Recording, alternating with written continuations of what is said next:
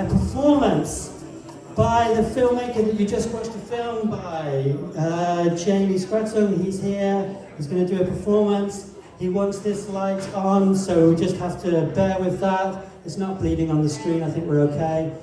So, this performance is called The Accidental Exhibitionist and Penny. I'm going to hand you over.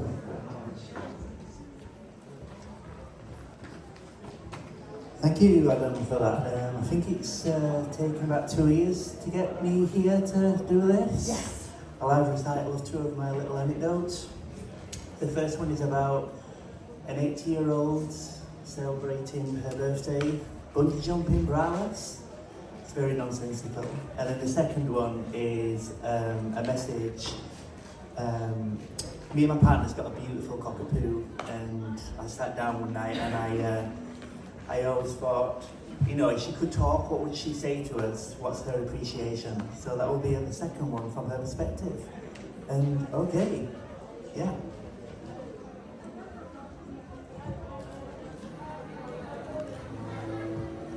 You could call her an accidental exhibitionist. She has no fear for the wondering eye.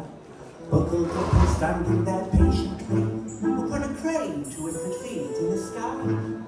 Her son watched in horror from below, as she made her way to the brim. The countdown commenced for her dive, prepared to take the jump off her wing. 5, 4, 3, 2, 1, there she goes, a jolly old wife. As she plunges from afar, the blue on her brow, and gave the possum the fright of his life. Back down onto earth and she landed, propelled without a single regret. The crowd on the ground stood aghast. Well, it's an 80th that she will never, ever forget. Thank you very much.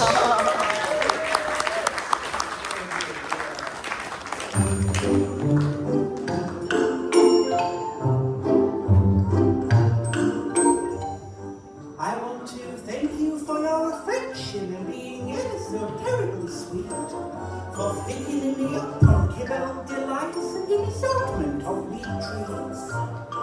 Thank you for giving paws and tickling my buttoned face, but when you've got me back in, I still put you in your place. Thank you for the ridiculous coax and the adventures in the box.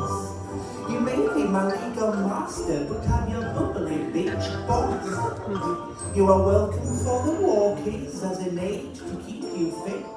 And thank you for the courtesy of picking up my shit. Thank you for making me feel smitten. I know how to get my way. With my charming whiskey attributes, you give into it every day. Thank you for embracing me after the prettiest dog you'll get. All my growls and licks and love, your divine penny pet. Woof! Thank you very much! You!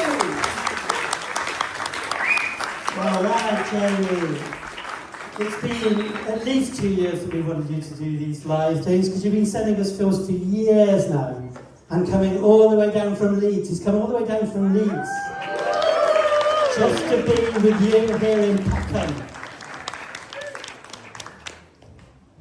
So, how does it feel to finally do the Exploding Cinema Live thing? Yeah, it feels great.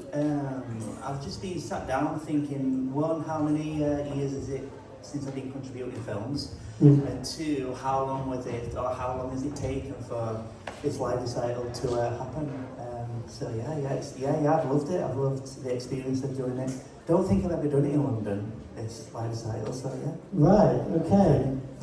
I mean, because a lot of the films you sent us have had the poetry in them, but just on the soundtrack rather than you doing a live performance.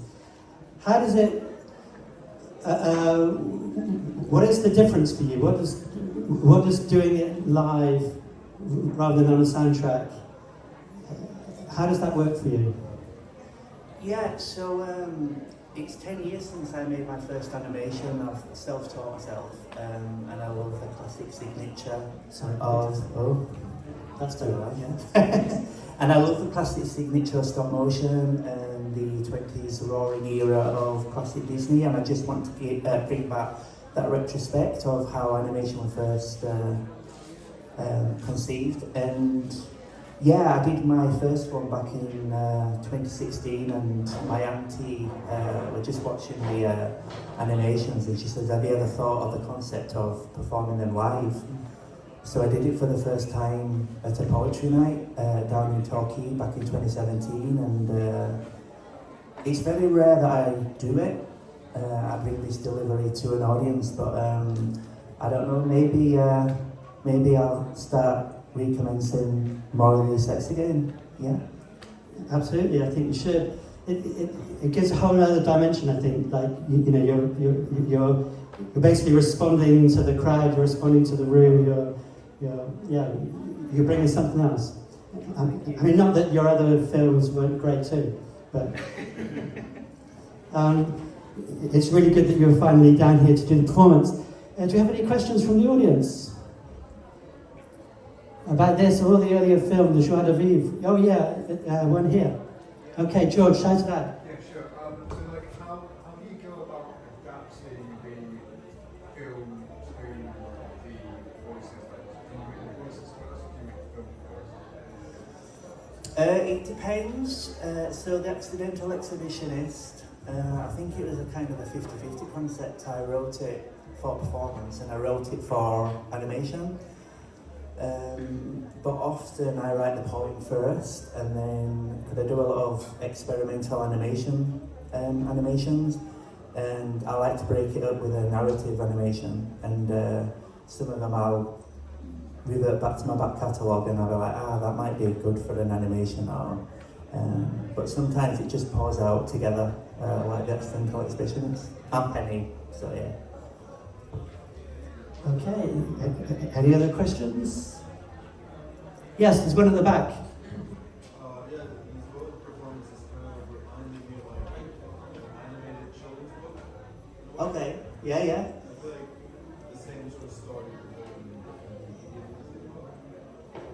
Yeah, so it's funny you say that, because in Penny Animation, because she's a character, she's a fierce character, madam.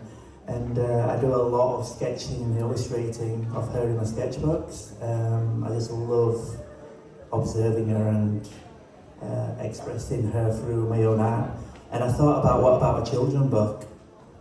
Obviously I have to kind of calm down some of the language, but it's it's a concept that I really want to do, and yeah, maybe that'll happen one day, and yeah, just enjoy doing it.